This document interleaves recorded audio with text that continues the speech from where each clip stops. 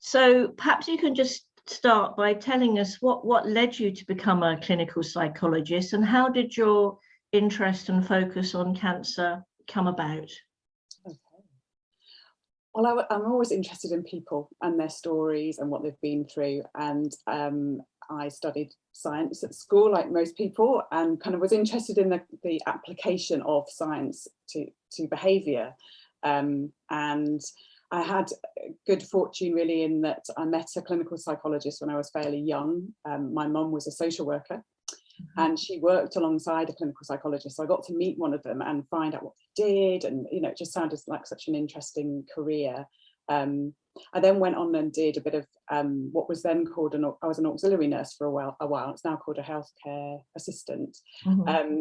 And so I wanted to work in an acute hospital. I enjoyed that sort of environment and caring for people.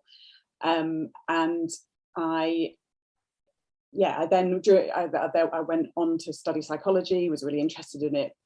During my clinical training, I worked with Professor Leslie Walker in Hull, and he had done a lot of research around supporting people with cancer and had set up these big centres for people to drop into whilst they were having treatment. And I just thought it was fascinating that providing really good psychological support during people's cancer treatment actually made a big difference to how they coped and their quality of life. And I just thought it's really exciting as a psychologist to really make a difference to people's lives when they were going through such a difficult experience.